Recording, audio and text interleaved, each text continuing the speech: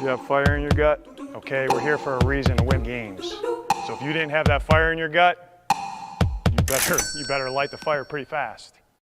And welcome back to this greatest episode of the Shaving Points podcast. My name is Jayden May, joined as always by my co-host Quentin Crisco. As we break down the Week 15 slate for y'all, we go through all the games, over-under, spreads, give you what we like, what we don't like, and a quick 15 to 20-minute podcast. So we'll start it off. We have Rams 49ers Thursday Night Football. 49ers 2.5-point favorites at home, 49.5-point total. What do you like here? I'm staying away from this one. The model says avoid it, so I'm avoiding it. Slight lean towards San Fran minus 2.5, lean towards the under 49.5. I believe it's supposed to be raining out there in San Francisco, so I'm just avoiding. I like the Rams here. I got them at +3. I think backs against the wall. I think they make a push. I think they're finally healthy. So I like the Rams to get it done. 49ers just battling injuries every single week. So maybe we see McVay beat Shanahan here. It wouldn't be out of the question. It's happened before. All right, now we got Cowboys, Panthers. Panthers 2.5-point favorites at home, 42.5-point total here. I'm taking the Panthers here. I was on the Panthers before the season even started. The fact that the Cowboys are 5-8 worries me a little bit, but I'm still taking the Panthers. I think they get it done. I think they've been red hot with Bryce Young, Adam Thielen, the whole squad they have over there, Xavier Legette. I think the Panthers get it done. I think they keep it rolling, get some momentum for the first time in about 3 years. So I'm taking Panthers in this one. This is probably a dumb play. The model likes Dallas +2.5. Dak Prescott played 9 of their 13 games, so that number is flawed. But I'm just following the model blindly this week. I'm taking Dallas +2.5 because the model says it. Model also has a slight lean towards the over 42.5. This is the bet that I'm most worried about that I am taking this week, but I'm taking it because I've seen these games where there's an injured quarterback with the model before where I was like, nah, I'm not taking that. And then that one ends up hitting. And I'm like, well, damn it. That was the difference in my day. So I'm taking Dallas +2.5 just because of past trauma. Yep. All right, now we got Chiefs, Browns. Browns 4.5-point home dogs, 45.5-point total here. Chiefs played a lot of close games this year. Hard to really trust them at that 4.5 number. They have covered well on the road. A couple of late touchdowns will usually do it for them. So I like the Chiefs to win here. I like the Chiefs maybe even in a teaser, but 4.5, I got to stay away from it. Jameis Winston is one of the most unpredictable quarterbacks in the entire league. He could go out there and throw for 500 yards and lose, or he could throw for 127 yards and 4 touchdowns. You just never know what you're going to get with that guy. So got to stay away from this one. What do you think? 2.5, 3.5, 4.5. Don't matter. Chiefs cover. Model also has a lean towards the under. All right. Now we got Dolphins, Texans, 2 teams, or really Texans have kind of secured that AFC South bid, but the Dolphins have been red hot since Tua came back from injury. Texans haven't looked that great, but they're kind of going to coast to a division title there in Houston. So Texans 2.5-point favorites at home, 46.5-point total. I lean the Dolphins here just because, I think they've looked so good since Tua came back. Really haven't seen what you want to see out of Jalen Waddle and Tyreek Hill, but they're playing good ball. They're finding ways to win. And for that, it scares me. But I do think this Texans team getting healthy, getting some guys back, getting back in a red teams in the league. But I lean the Dolphins here, but I can't take it. Yeah, model leans Texans -2.5. Texans are coming off the bye as well at home. But the model is taking the under 46.5, and I'm taking the under 46.5. I think that the Texans defense will have some answers here, and ultimately neither of these teams have covered overs very well this year. Now, granted, Miami was missing Tua for a lot of that, but the Houston offense has been a disappointment all year. I think that their defense steps up here and makes this a close game with a low score. Yep. Next, we got Jets, Jaguars, two teams that have already been eliminated from playoff contention. Jaguars, 3.5-point dogs at home with a 40.5-point total here. Kind of talked about it in the long form a little bit. Two teams playing for absolutely nothing. You're basically just looking at two rosters of guys trying to make sure they have jobs next year, but you never really know how that goes. So these are the type of games I avoid at all costs. You just never know what you're going to see in these type of matchups. This game's gross. I want nothing to do with it. It's in red according to the model, as in just stay the hell away. I'm staying the hell away. Model has the lightest of leans towards the Jaguars here and a lean towards the over 40.5. All right, now we got Commanders, Saints. Saints 7-point dogs at home, 43.5-point total here. This is a game where I think the Commanders can go in there and win. We don't really know what's going on with the Derek Carr situation right now, if he's going to be able to play. He's not going on IR just yet. They're still technically alive in the playoff race, but just by the skin of their teeth, they lose another game. I think they're all but eliminated. I think they could still technically lose, but not really. I like the Commanders to win this game. 7 is a lot of points. Still a lot of talent in that Saints locker room, even if Derek Carr doesn't play. So for that reason, 7 points seems a little rich to me. I might like Commanders in a teaser here, but not taking them against the spread or the over in the spot. Before I realized Derek Carr was out, I liked the Saints here. The model did. The model liked Saints +7 at like the over 43.5. I ended up wiping it because of the Derek Carr question. So ultimately, I'm staying away because of those Derek Carr injury questions. But if Derek Carr was in this one, I'd be betting Saints. All right, now we got Ravens, Giants. Ravens 14.5-point favorites in New York at the Meadowlands, 43.5-point total here. I don't like these big spreads, especially late in the season. Ravens do have a lot to play for. I mean, I think they're 2 games back of the Steelers, so they definitely have to win. They definitely have to go out there and get the job done. They cannot overlook a team like the Giants, who have some good young talent there.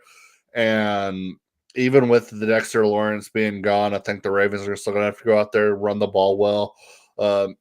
Lamar even make some plays for them.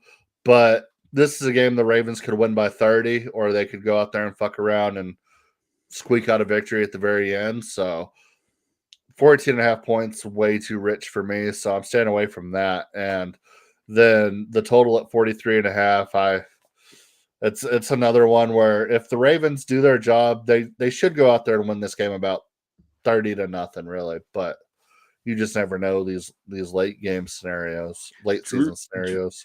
Ravens defense has had a hard time stopping the pass, and Drew Lock is not afraid to sling it. That's one of my hesitations in this game, because that could mean he throws a bunch of picks. That could mean he puts up points. I don't know. But if you, I on the full version pod, I said if you gave me $1,000 to bet exclusively on this game, I don't know if I would put $1 on the spread, on 14.5, and I stand by that. I would tease it. I would take some Malik Neighbors props. I would take some Derrick Henry props, because I don't think the Giants stop the run. The Ravens haven't been able to stop number 1 receivers all year, but like I wouldn't touch that spread. I want nothing to do with it. Yeah, well said. Bengals, Titans 4.5-point dogs at home, 46.5-point total here. Joe Burrow's having an MVP season here. I think he's going to play out the rest of the season. He's definitely playing this game. I like over 46.5 here, and I don't trust the Bengals defense to stop anybody. Tony Pollard's having a hell of a season. I think Calvin Ridley and some of those guys they have in Tennessee are still extremely talented and can put some points up, especially in this Bengals defense. So I'm taking the over here at 46.5.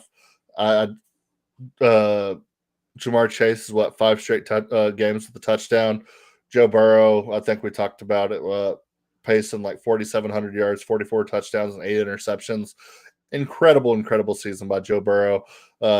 Been entirely let down by everybody else in the organization, which sucks for a guy that you drafted number 1 overall not too long ago and went to the Super Bowl with. But I like the over in this spot.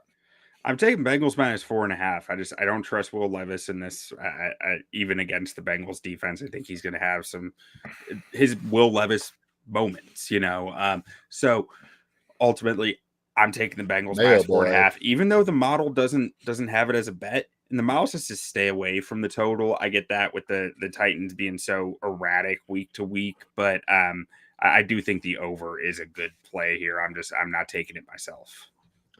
Yep. And then we got Patriots, Cardinals. Cardinals 5.5 point favorites at home. 46.5 point total here.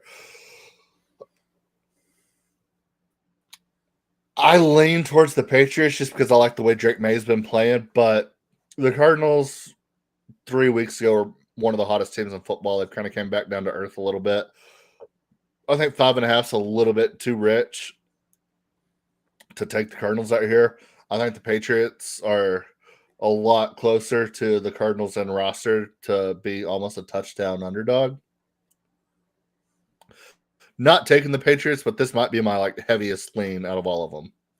Yeah, I think 5.5 is rich. I do think the Cardinals defense is going to give Drake May some trouble, even though he's been playing well. They're just such a confusing defense for a rookie quarterback. I'm not taking anything in this game. Lean towards the Cardinals, stronger lean towards the under, but ultimately staying away. Yep. Next up, we have Colts, Broncos. Broncos 3.5 point favorites at home, 44.5 point total. One of the biggest games this week as far as implications go. Broncos are still alive if they lose this game, but not by much. And Colts are one of the teams nipping at their heels, so they definitely can't afford to lose this game. Division is already out of reach. Chiefs have gone ahead and clinched that for the 12th straight year in the AFC West, it feels like. So I lean the Broncos here. I think they get it done. I think their defense is better. We talked about in the long form. The way the Colts win this game is good defense, run the ball well, and a couple of big plays. I think the Broncos do that better than them at all three phases. So I don't see a path to victory by the Colts. The hook on the 3.5 is the only thing that scares me. But if we're talking parlays or teasers, I wouldn't be afraid to put the Broncos in any of those this week. Broncos country, let's ride. I believe the model believes we're taking Denver minus 3.5, light lean towards the under 44.5, up in Mile High. I think Anthony Richardson is going to have some issues, and I think Sean Payton's defense is going to just suffocate him. I think Taylor might have a good day, but I think they're going to fall behind, not be able to keep up with the run game, and Broncos will ride. Broncos country, let's ride. All right, now we got one of the biggest games of the week, one of the biggest games of the year. Could be a Super Bowl matchup. We have Bills, Lions. Lions 1.5 point favorites at home, 54.5 point total here. I am taking the over in this spot. Bills got absolutely torched last week by the Rams. I think the Lions can also do that to them. I think the Lions will be able to run the football on them. And with the big playability they have in that offense, I mean, anybody can take it at any time for a big touchdown. And then when you look at the Lions defense, losing Ali McNeil really, really hurts them. I think Josh Allen is playing at a level that is basically untouchable right now. The dude just finds a way to find the end zone. I mean, if it wasn't for a punt return touchdown, they probably win the game against the Rams. Outside of that one drive, he couldn't be stopped. So I like points in this game. I'm taking the over 54.5. I like that bet. I'm not sticking with the model. Actually has a light lean towards the under, but my gut would say lean towards the over here. Model also has a light lean towards Detroit minus 1.5. I almost default to the point of Pat Mahomes with Josh Allen. If you can get Josh Allen as a dog, you take it. I'm not doing it, but that is kind of where my head's at with my lean. Yep. Next up, we have Steelers Eagles. The Battle of the Steagle is what you said. Battle of Pennsylvania. Yeah. Steagle game of the year. Back in World War II era, the Steelers and Eagles combined to one team called the Steagles. Steagles. Okay. Eagles are 5.5 point favorites here. 42.5 point total. If you combined any of the states into one team, I think it'd be pretty obvious that Pennsylvania would probably win that. Closely followed by maybe California, then Texas. I don't know. But should be a hell of a game here. Can we include the Vikings and the Chiefs together? They're probably the two that they're the closest to each other. Oh no, just states. I mean, okay. New York would only have Buffalo. New Jersey would get Giants, Jets. Cowboys, Texans, though, that'd be a pretty nasty combination. Would the Giants, Jets still be called the Giants with a J? No, I think they would just still be called the Giants because the Jets are irrelevant. Okay. In this Steelers Eagles, I'm taking Pittsburgh plus 5.5. I'm with Jay on that. Model likes Pittsburgh plus 5.5. It has the lightest of possible leans to the over. It says don't bet the total because it's unpredictable. I get why, but yeah, Steelers. I like the Steelers here. I think that I like the Steelers as well. Paint the barn red, as they say. Yeah, give me red paint the barn red. Give me the Steelers plus 5.5. Russ has looked absolutely fantastic down the stretch. Their offense looks absolutely rejuvenated, and their defense is incredible. All right, next up we have Buccaneers Chargers. Another big game as far as playoff implications go. Chargers are 3-point favorites at home in LA. 46.5 point total here. I am taking the Chargers in this spot. This is a game they cannot lose if they have any hope of making a playoff run. And I think the Buccaneers have a little bit of cushion being in a bad division with the way Atlanta's playing. So I think the Chargers just squeak it out a little bit in the win now category here, and also Harbaugh might just sacrifice somebody on the 50-yard line, just crucify them right there if they don't win. So, yeah, for that reason, I think the Chargers get it done here. That defense is playing phenomenal football right now. Model leans towards the Bucks, leans towards the under. I'm staying away from this one. I can see this one going a lot of different ways. I think you're going to see Baker Mayfield do a lot of crazy things in this game for good and for bad. And it's just a question of how much Justin Herbert can make difference-making plays in my mind. Can't. Next up, we have Packers Seahawks. Seahawks 2.5 point dogs at home. 46.5 point total here. These two teams are probably the hardest teams to handicap every week. You never really know what you're going to get out of these teams. Matt LaFleur is a hell of a coach, so I lean Packers here for that reason. And Seahawks in the Geno era just can't really seem to stay consistent ever.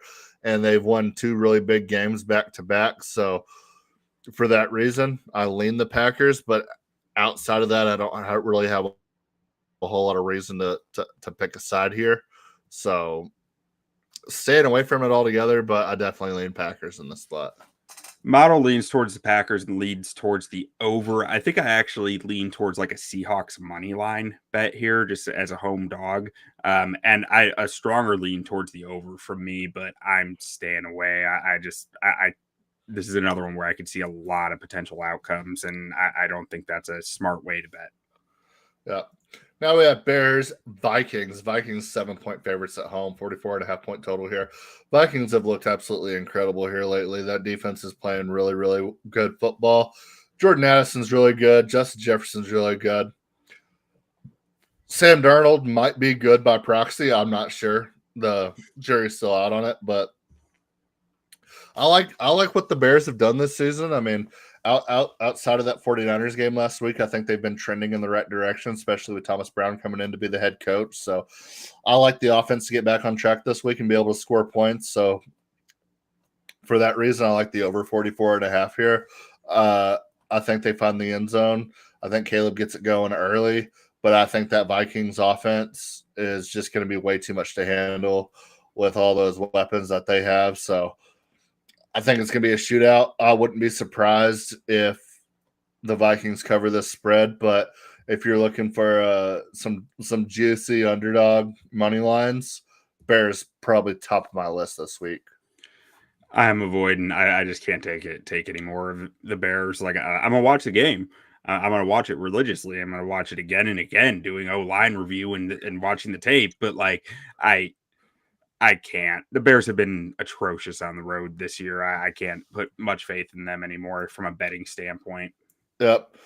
And last but not least, we have Falcons Raiders. Raiders 4.5 point underdogs at home. 44.5 point total here. This is the last stand for the Falcons. They have to win this game. If they win this game, their schedule opens up perfectly for them. and they can maybe run the table and make some noise. But the way Kirk Cousins has been playing football right now, can't trust him for shit. But the Raiders also just don't seem to care at all outside of their two superstars, and they are absolute superstars in Max Crosby and Brock Bowers. So yeah, it's tough because when you have two guys that good, they can make a difference on both sides of the football. But Falcons go and win 3 of their last 4 or rattle off 4 straight. They could be dangerous. I don't know, but I don't trust the Falcons, and I don't think the Raiders. I don't know what their plan is. So avoiding this one. Yeah, I'm staying away. I have a lean towards Atlanta. The model has a lean towards Atlanta, a lean towards the over 44.5. But until we see something better from Kirk Cousins, it's hard to believe it. But I will say they've played a lot of playoff teams to this point, the Falcons, and their schedule does lighten up here, so they do have a chance at some redemption. But how many of those playoff teams are playoff teams because they beat the Falcons? I didn't ask you that earlier. Handful of them. We can get into it later. Yeah. I mean, Tampa definitely twice. There's some in there, but if Kirk Cousins starts to look more like he's right again, Falcons become scary. Yeah, if he doesn't, they suck. I don't think Kirk Cousins is necessarily completely done for. I think it's a lot to do with coming off an Achilles injury at his age and just his age, and so this just might not be the season for him. So would you say you like that? Do not like that. Don't like that. Don't like that at all. Don't like that at all. All right, well, that'll be it for this week. We'll catch y'all next week. We'll have some college football playoffs and a lot more clear picture for the NFL. Are we still going to do all the games whenever half the league is eliminated? We can just say doesn't matter or something. We'll have it on the sheet, but we'll have it on the sheet. Yeah, we'll figure something out, and then get into the thick of things. Playoffs coming right around the corner. Fun time. I'm excited. But that wraps it for us. Do not sleep on the Cardinals. Cacao. That's how we've won all year, team, right? Hey, you held them to 20 points, man. Yes, you sir. gave us a chance at the end. I got 3 words for you. You like that? Yeah!